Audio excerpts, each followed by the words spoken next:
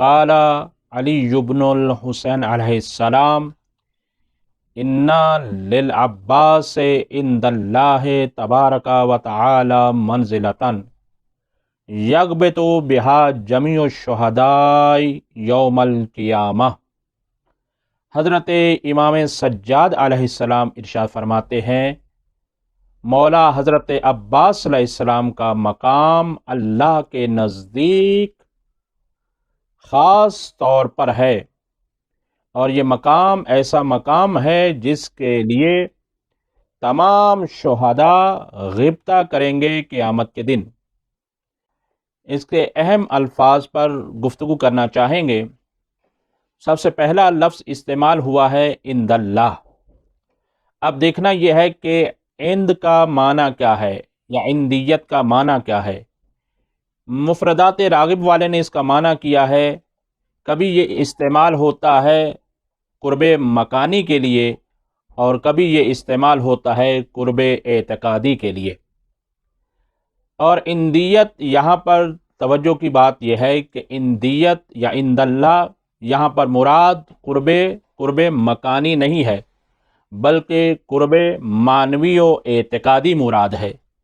قرب مکانی ممکن ہے کہ کسی منافق یا کافر کو بھی حاصل ہو جائے، لیکن قرب معنوی و اعتقادی صرف اور صرف اہل ایمان اور مومن ہی کو نصیب ہوتا ہے۔ اب یہاں پر لفظ استعمال ہوا ہے عند اللہ، اللہ کے نزدیک، اور جب اللہ کے نزدیک یہ مولا عباس کا مقام ہے، نہ جانے کس منزل پر میرے مولا عباس کا ایمان اور اعتقاد ہوگا اور یقین ہوگا۔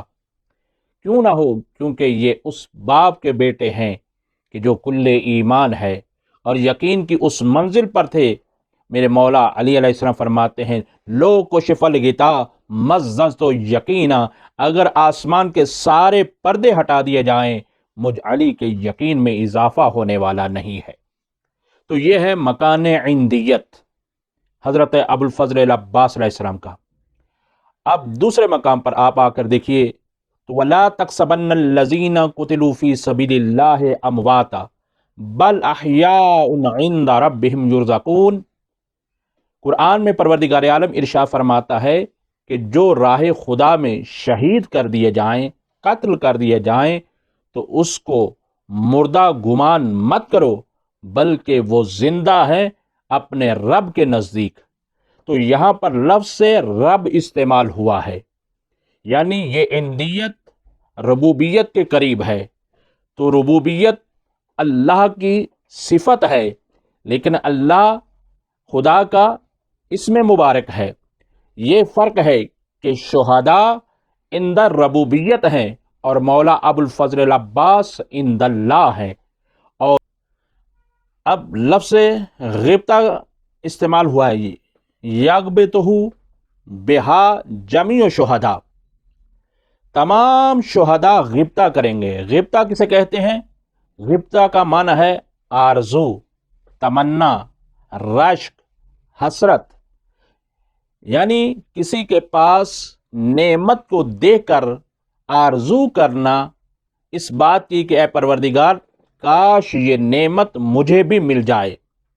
یعنی حسد میں یہ ہوتا ہے کہ انسان یہ چاہتا ہے کہ چاہے مجھے ملے یا نہ ملے لیکن سامنے والے سے یہ نعمت چھن جائے۔